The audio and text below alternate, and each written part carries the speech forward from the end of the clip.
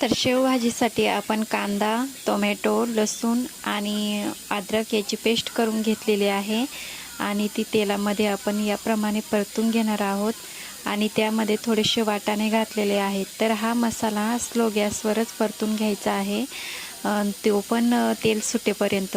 तेल सुटलं की याच्या कांदा आणि टोमॅटो यामधील जो वास असतो कच्चा तो निघून जातो आणि भाजीला छान टेस्ट येत असते। तर यामध्ये मी आता काही घरगुती मसाले घातलेले आहेत।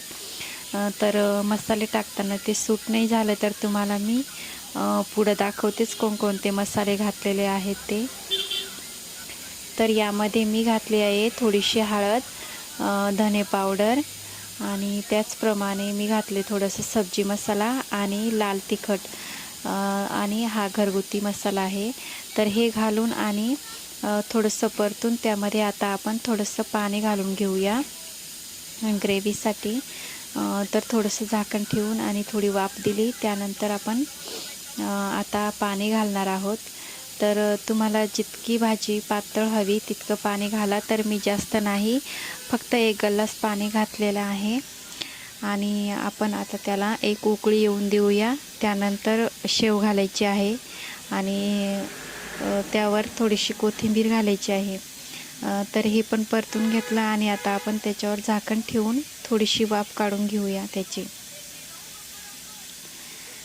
तर खूप छान टेस्ट येते याची। मला पाणी कमी वाटलं म्हणून मी अजून त्यामध्ये थोडंसं पाणी घातलं आणि बघा ग्रेव्ही जास्त पातळ पण नाही आणि घट्ट पण नाही, खूप छान झालेली आहे।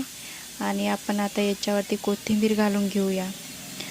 तर कोथिंबीर घातल्यानंतर एक वाफ काढून घेतली आणि थोडीशी उकळी आलेली आहे। खूप छान ही भाजी असते टेस्ट चवीला।